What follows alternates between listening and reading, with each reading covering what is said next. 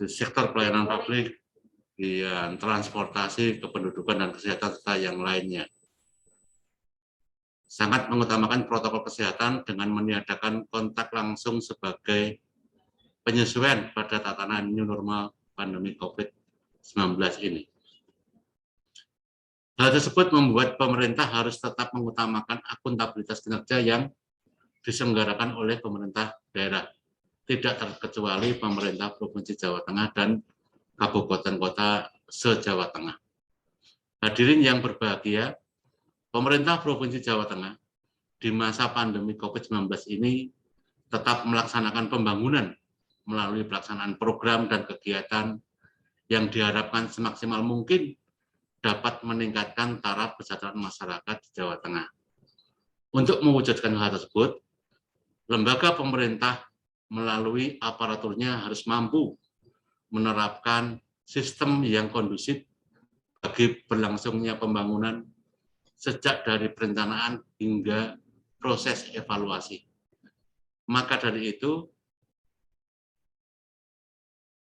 Undang-Undang Nomor 5 Tahun 2014 tentang Aparatur Sipil Negara bertujuan mewujudkan aparatur sipil negara yang profesional, kompeten, dan kompetitif. Aparatur sipil negara sebagai potensi yang memiliki kewajiban mengelola dan mengembangkan dirinya, wajib mempertanggungjawabkan kinerjanya dan menerapkan prinsip merit system dalam pelaksanaan manajemen aparatur sipil negara. Undang-Undang Aparatur Sipil Negara juga mengamanatkan agar penilaian kinerja dilakukan secara objektif, terukur, akuntabel, partisipatif, dan transparan.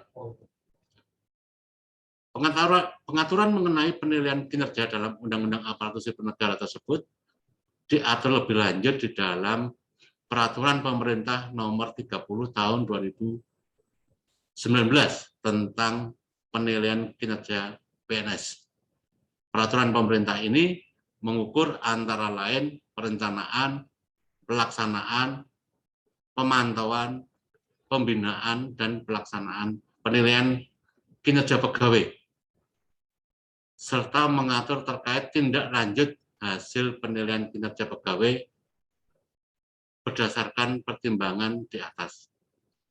Kinerja instansi pemerintah merupakan gambaran mengenai tingkat pencapaian sasaran ataupun tujuan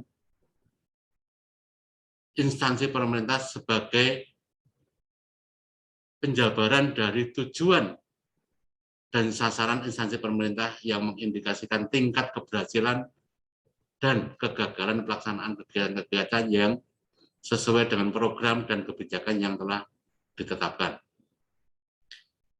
Agar sasaran kegiatan dan program berjalan efektif, efisien, optimal, maka diharapkan suatu pengukuran indikasi kinerja atau indikator kinerja individu yang menjadi prioritas di setiap instansi pemerintah sebagai bentuk penajaman sasaran program, sasaran kegiatan sampai dengan staf atau pegawai. Sehingga diharapkan tujuan organisasi dapat tercapai sesuai dengan perencanaan yang tertuang dalam RPJMD, Renstra maupun Renja yang telah ditetapkan. Bapak, Ibu, Saudara hadirin peserta seminar penyusunan IKI yang berbahagia, sebagaimana diatur di dalam Peraturan Menteri Pendayagunaan Aparatur Negara dan Reformasi Birokrasi Nomor 8 Tahun 2021 tentang Sistem Manajemen Kinerja Pegawai Negeri Sipil, perlu disusun indikator kinerja individu sebagai dasar sistem manajemen kinerja yang baik. Maka perlu diselenggarakan seminar ini.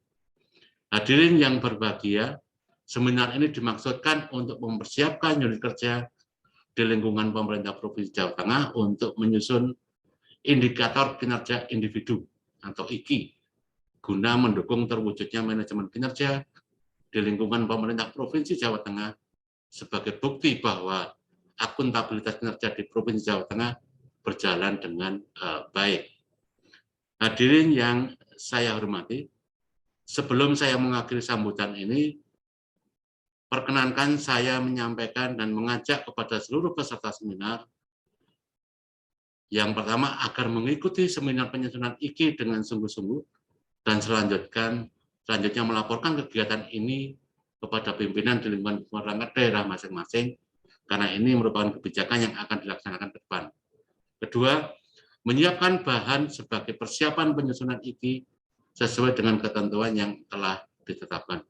Bapak Ibu yang berbahagia, demikian beberapa hal yang dapat saya sampaikan, dan dengan mengucapkan Bismillahirrahmanirrahim, acara seminar penyusunan indikator kinerja individu di lingkungan pemerintah Provinsi Jawa Tengah secara resmi saya nyatakan dibuka dan dimulai.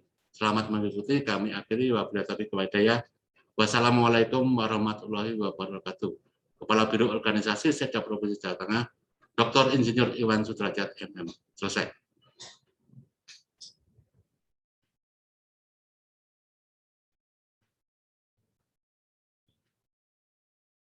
Baik, terima kasih Bapak Agustinus atas sambutannya.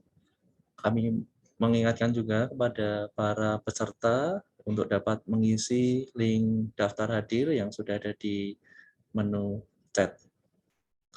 Selanjutnya adalah masuk ke pemaparan materi yang akan dipandu oleh moderator kita, Bapak Agustinus juga. Bapak Agustinus, Agus Darmanto, yang akan memandu jalannya terkait dengan materi. Untuk materi pertama, nanti akan disampaikan oleh Bapak Faisal Muslim SIP MSI, Kabag Reformasi Birokrasi Provinsi DIY.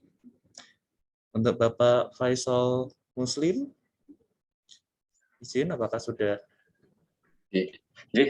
Insya Allah siap, Mas. Siap, oke.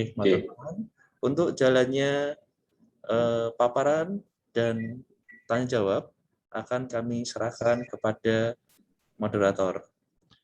Terima kasih untuk Bapak Moderator, Bapak Agustinus, dapat mengambil alih jalannya acara seminar. Terima kasih. Ye, matur suwun Mas Data. Ini ganti lokasi biar lebih enak. Assalamualaikum warahmatullahi wabarakatuh. Waalaikumsalam. Salam sejahtera untuk kita semuanya. Mohon izin tadi bergeser Pak. Ini atau menghilang gitu. Multi talenta Bapak ini. Yang kami hormati Pak Faisal dan Bapak Ibu sekalian, para narasumber maupun peserta seminar. Yang pertama-tama, marilah kita senantiasa panjatkan puji syukur kehadirat Tuhan Yang Maha Kuasa. Kita senantiasa diberikan kesehatan dan kekuatan untuk melaksanakan tugas dan kegiatan dengan baik. Bapak Ibu yang kami hormati, sebelum kita mulai penyampaian materi, kami perlu menyampaikan penegasan beberapa hal yang disampaikan melalui sambutan Kepala Biro tadi, bahwa kegiatan ini, seminar ini merupakan lanjutan tahapan atau proses panjang di pemerintah Provinsi Jawa Tengah atas impian untuk bisa menerapkan penilaian individu itu berbasis kinerja. Kami informasikan ke Pak Faisal dan Bapak Ibu sekalian, dulu kebetulan saya juga menjadi staf evaluasi jabatan, staf analis Anjak juga. Sebenarnya keinginan untuk menyusun penilaian kinerja individu berbasis kinerja yang dikaitkan dengan TPP ini sudah dirintis sejak tahun 2012. Waktu itu sudah kita pernah datang ke Yogyakarta, kita datang ke Surabaya, tapi juga sampai saat ini masih belum terrealisasi. Kedua, sebenarnya di tahun 2014 pada awal-awal TPP dulu itu meningkat cukup pesat ya Bapak Ibu sekalian, kalau Bapak Ibu ingat. Itu sebenarnya kita di Biro Organisasi juga sudah menyiapkan instrumen penilaian perilaku kerja dan kinerja. Waktu itu untuk kinerja, kalau nggak salah ingat saya, itu ada sekitar 40 indikator, ya, 40 indikator yang bisa diukur di masing-masing setiap individu. Ini juga sudah kami siapkan, tapi nggak tahu kenapa dulu itu juga masih belum berhasil diterapkan juga, kami juga masih belum diterapkan juga. Kemudian kita akhir tahun 2020 kemarin ini kita seperti terhenyak ya, terhenyak karena hasil evaluasi Kemenpan